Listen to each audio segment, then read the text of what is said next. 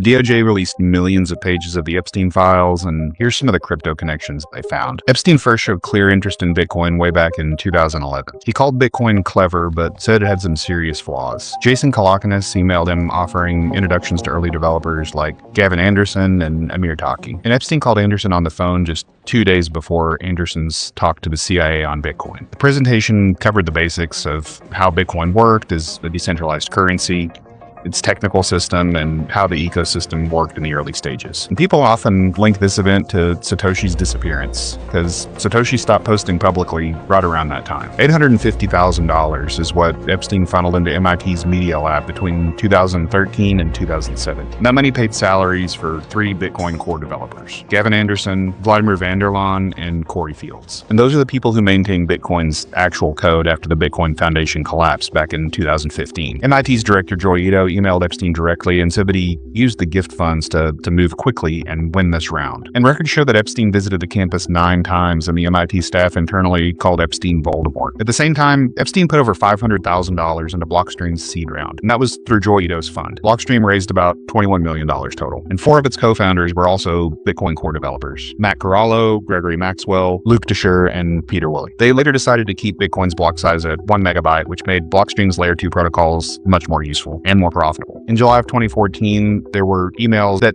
tipped Epstein off about Jed McCaleb building a secret Bitcoin project, as they called it. That project was Stellar. Later that month, Stellar launched. And the same day, Blockstream CEO Austin Hill emailed Epstein, Ito, and Reid Hoffman with the subject line, "Stellar isn't so stellar." He called Ripple and Stellar bad for the ecosystem that we are building, and threatened to cut Epstein's allocation for backing 2 horses in the same race. In 2016, Epstein emailed a Saudi contact about building a Shira-compliant currency on Bitcoin technology. He claimed he spoke to the founders of Bitcoin, plural. He didn't name anyone specifically, though. It's interesting to note that Epstein also hosted private meetings at his Manhattan mansion with Larry Summers, who was the former Treasury Secretary, and Brock Pierce, co-founder of Tether. Their topic was the future of money. Epstein also talked to Steve Bannon about crypto taxation, token distribution rules, and how to use crypto in political financing. He gave an example of buying furniture on overstock with Bitcoin.